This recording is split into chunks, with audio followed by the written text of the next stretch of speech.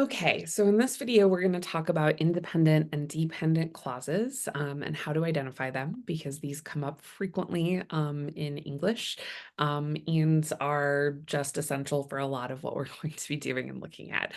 You have to understand independent clauses to understand sentences. So once again, I just want a quick refresher about what a clause is. So a clause is a group of words that have a grammatical subject and a finite verb. Okay. And remember that a finite verb expresses tense. And that tense means present or past. Okay. So if that's what a clause is, then we're going to be looking at two types of clauses. So one is an independent clause, and that is the main sentence. Another way of thinking about it is that it stands on its own. Okay. And an example would be something like, I ran to the store. You don't need any other information to understand that sentence, so that makes it an independent clause. In terms of a dependent clause, it depends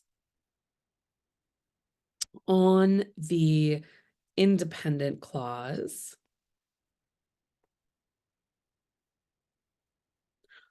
for its meaning. Okay. So let me give you another example.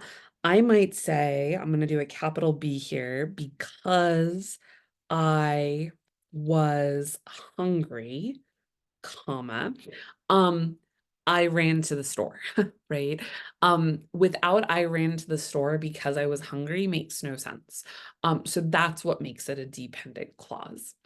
So we're going to go ahead and look at some examples of independent and dependent clauses in actual published sentences. So these were published in Sarah J. Maas's A Court of Thorns and Roses.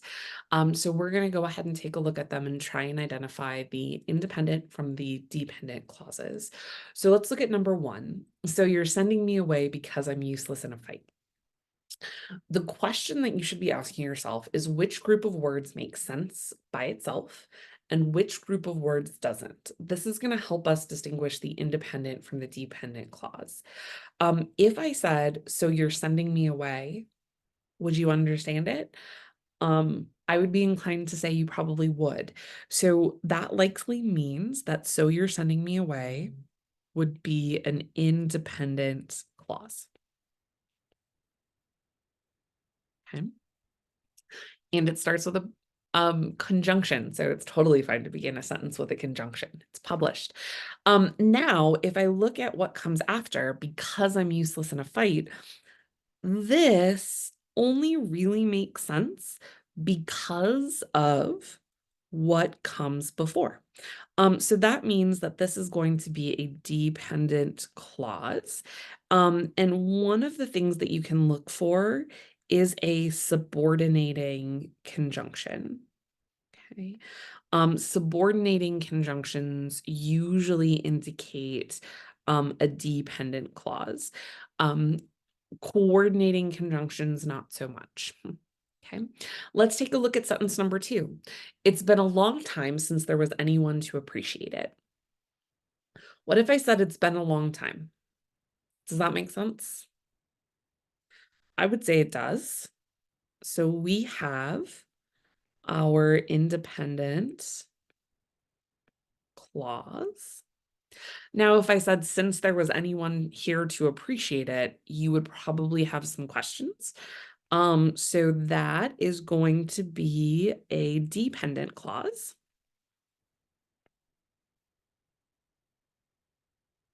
Because once again, it depends on the independent clause for meaning. And we have our subordinating conjunction right here. Okay. The last one, and I believed him that it would. Right? A little bit different as far as sentences go. So ask yourself, what part of the sentence makes sense on its own? my eyes automatically kind of go to I believed him. So, and I believed him, I think would be the independent clause. Okay. That it would, I'm guessing you'd still have questions. So here, this functions like a dependent clause because it depends for its meaning on what comes before. Now, this is a relative clause because this is a relative pronoun. So instead of being a subordinating conjunction, we have a relative clause that's creating dependency. So again, this is not a hugely complex idea. What we're doing is we're identifying the main part of the sentence, so the independent part from the dependent part. And there's not always a dependent clause in a sentence. Some have it, some don't. So don't expect that you're going to find one in every sentence. I just want you to be able to identify the independent clause so then you can identify if there's anything else that creates dependency. So in terms of the process, this is what I would suggest that you do. I would suggest that you start by asking what part can stand alone, right? So what are the words that make sense by themselves? And that is likely going to be your independent clause. And then once you identify those, I would ask if there is any additional grammatical subjects and finite verbs with words that create dependency. Okay. And remember, a clause has to have a grammatical subject and a finite verb. And so then if we have those, then we have a dependent clause, right? So if we look at our sentences one more time, I will point out, right, we have a grammatical subject, a finite verb, right? We have a grammatical subject, a finite verb. We have a grammatical subject and a finite verb, right?